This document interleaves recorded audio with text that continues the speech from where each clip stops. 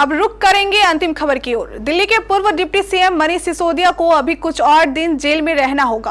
आबकारी नीति मामले में आरोपी सिसोदिया को राउज एवेन्यू कोर्ट ने न्यायिक हिरासत में भेज दिया है। वहीं इस बीच के कविता के दावों से एक नई हलचल पैदा हो गई है। देखिए ये रिपोर्ट।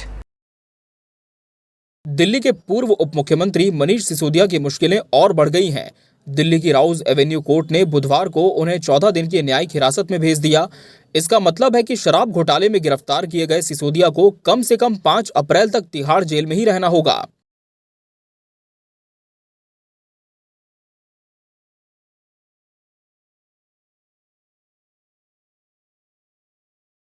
ईडी ने बुधवार को कड़ी सुरक्षा के बीच एक बार फिर सिसोदिया को राउज एवेन्यू कोर्ट में पेश किया। ईडी की रिमांड खत्म होने के बाद उन्हें कोर्ट में पेश किया गया।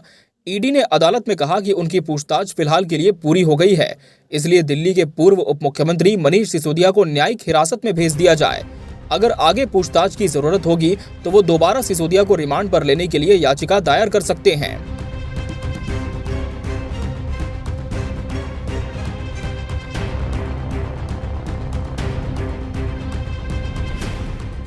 दोनों ओर से दलीलें सुनने के बाद कोर्ट ने सिसोदिया को न्यायिक हिरासत में भेजने का आदेश दिया। इसके पहले सीबीआई केस में कोर्ट ने उन्हें 3 अप्रैल तक न्यायिक हिरासत में रखने का आदेश दिया था। मनीष सिसोदिया को 26 फरवरी को सीबीआई ने गिरफ्तार किया था। सीबीआई की रिमांड खत्म होने के बाद उन्हें न्यायिक हिरासत में तिहाड़ जेल भेज दिया गया था। यहाँ पूछताछ के बाद 9 मार्च को ईडी ने उन्हें अपनी गिरफ्त में लिया था। बुधवार को राउज एवेन्यू कोर्ट में मनीष सिसोदिया ने जज M.K. नागपाल से जेल में पढ़ने के लिए कुछ और किताबों की मांग की। इसके लिए उन्होंने बाकायदा कोर्ट को एप्लीकेशन दी, जिस पर कोर्ट ने कहा है कि मनीष सिसोदिया जो किताब चाहते हैं उन्हें दी जाएंगी।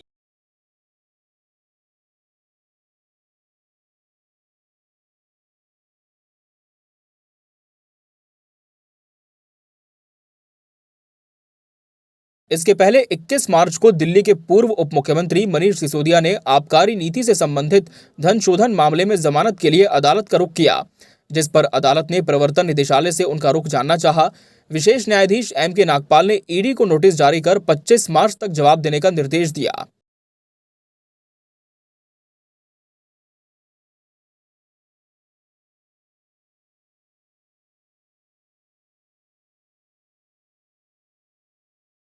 अदालत ने 17 मार्च को आम आदमी पार्टी के नेता सिसोदिया की ईडी हिरासत 5 दिन बढ़ाकर 22 मार्च तक कर दी थी। ईडी ने सिसोदिया को 9 मार्च को तिहाड़ जेल में गिरफ्तार किया था। उन्हें 2021-22 की दिल्ली आबकारी नीति के निर्माण और क्रियान्वयन में कथित भ्रष्टाचार के संबंध में सीबीआई ने 26 फरवरी को गिरफ्तार किया था।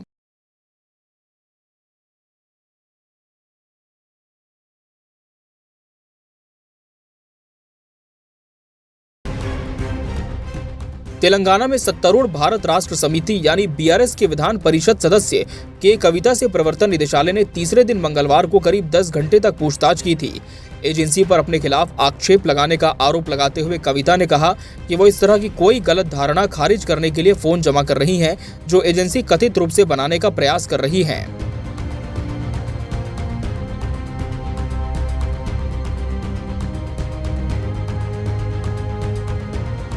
उन्होंने मामले में जांच अधिकारी को लिखे एक पत्र में कहा कि जनता को झूठे आरोप जानबूझकर लीक करने से राजनीतिक रस्साकशी बढ़ी है, जिसमें उनके राजनीतिक विरोधी आरोपों की झड़ी लगा रहे हैं। कविता ने कहा कि ऐसे में उन पर तथाकथित सबूत नष्ट करने के आरोप लग रहे हैं। उनकी प्रतिष्ठा को बहुत नुकसान पहुंचाया जा रहा है और उन्हें और उनकी पार्टी को बदनाम करने का प्रयास जारी है।